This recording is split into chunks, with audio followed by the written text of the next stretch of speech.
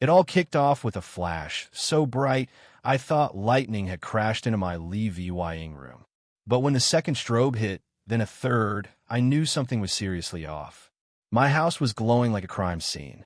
I yanked back the curtain, half expecting a fire truck parked in my driveway.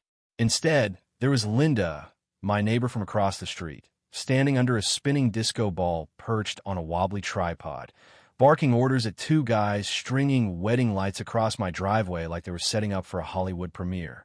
It was 11 p.m. I stumbled outside in my pajama pants and hoodie, rubbing sleep from my eyes, the chilly night air smacking me awake. One of Linda's spotlights was aimed straight at my bedroom window, and I could hear my toddler, Emma, wailing through the baby monitor clipped to my belt. "That's strike one," I muttered. "Linda," I called, trying to keep my voice calm. "What the heck are you doing?" She spun around, all chipper, like we were chatting over coffee. "Oh, hi, Mark. Just setting up for my niece's wedding tomorrow. Your driveway's so wide and clean perfect for the lights." "Because it's mine," I said, crossing my arms. She shrugged. "Exactly. That's why it's just for tonight and tomorrow. Weddings are about community, love. Don't be selfish." I blinked, stunned. This woman lived in a house with a sprawling lawn and a 3-car garage, but apparently my driveway had the elevated aesthetic she needed. "You asked me about this last week," I reminded her, and I said no. She waved me off. "Oh, you were just stressed. I knew you'd come around." "I didn't," I snapped. Right then, Emma's cries crackled louder through the monitor, my wife's tired voice trying to soothe her. The lights had woken her again. That was strike two. I took a deep breath. "Linda, you've got 10 minutes to pack this up, or I'll handle it my way." Her smile twitched. "Are you threatening me?" "No," I said. "I'm warning you. This is private property, and you're trespassing."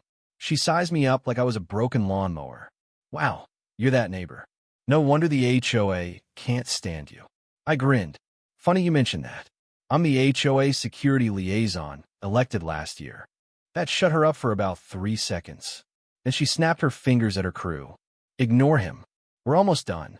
I marched back inside, past Emma's cries and my wife's exhausted glare. We'd dealt with Linda before her dog yapping at 3 a.m., her trash dumped in our bins, her backyard parties with a subwoofer the size of a fridge. But this was war.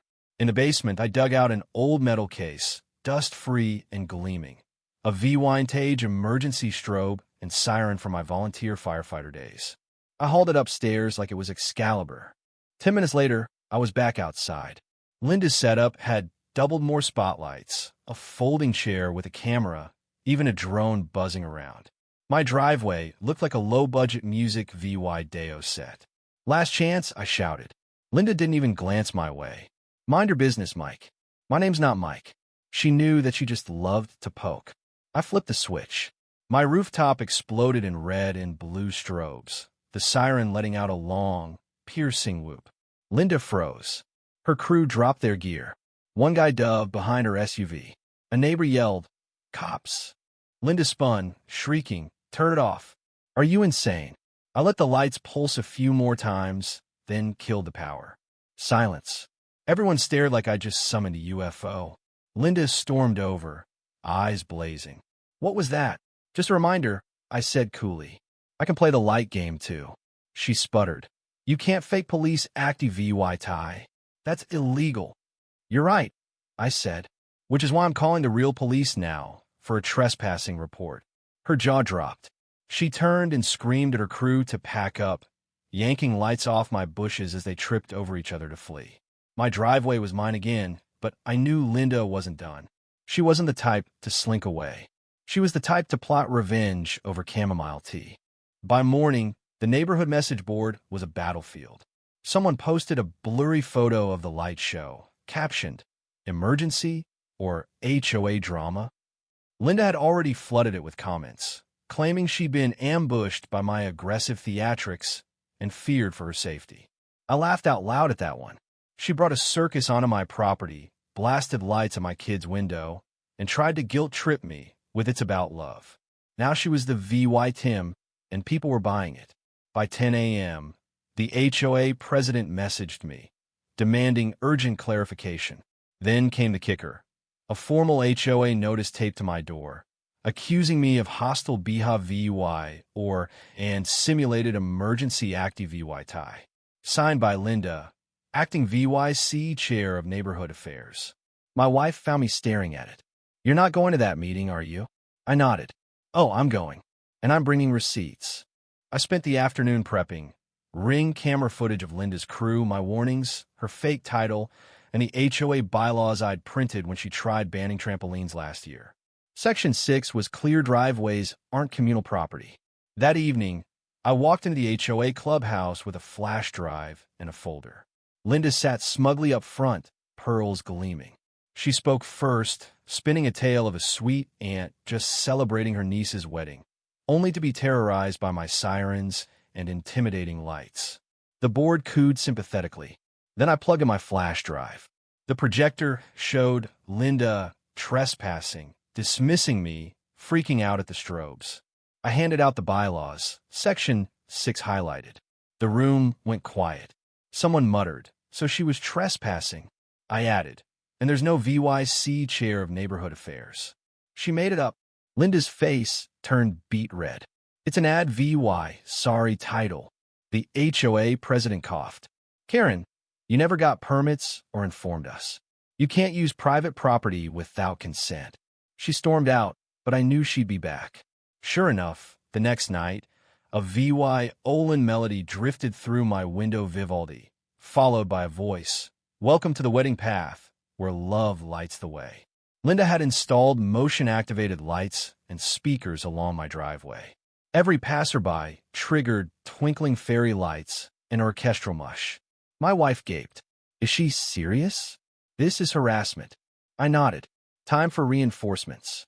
I filed complaints with the city for zoning and electrical violations. Then I called my buddy Dave, a drone wizard. "Normal buzzby or honeybee swarm?" he asked. "Honeybee," I said. That evening, as Linda hung garlands on my mailbox, 12 drones swooped in, blaring flight of the bumblebee with flashing strobes. Linda screamed. Her assistant dropped cupcakes, and a neighbor clapped. "You inspired me," I said. "Art and love, right?" She called the cops, but I was ready with footage, bylaws, and a point to my daughter's window, where lights had kept her awake. The officer turned to Linda. "Permits." She snapped. "It's art." He wasn't impressed. "Community projects need approval. This is a warning. Next time, tickets." Linda's next move was pure soap opera.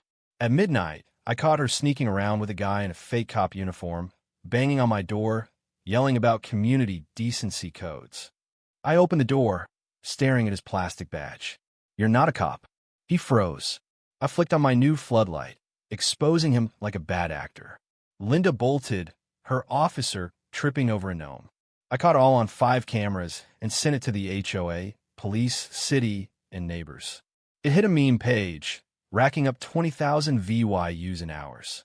In court, Linda sued for harassment and property damage, blaming me for her DJ booth collapsing when her guests panicked.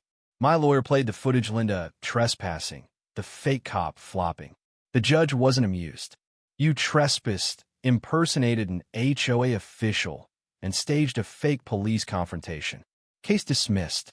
Linda got fined, a trespass warning, and a police investigation. Outside, neighbors cheered. The clip went VY-RAL, hitting 500,000 VYUs with comments roasting Linda's antics. But Linda didn't quit.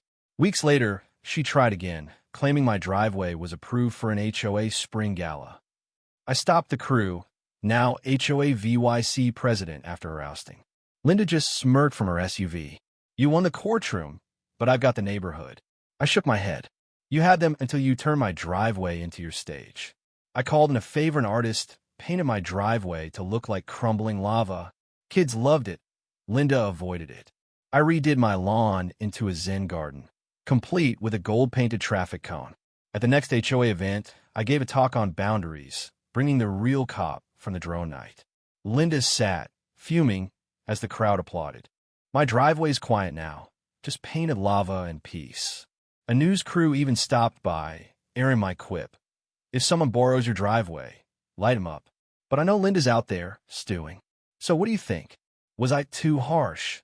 Or did Linda deserve every strobe?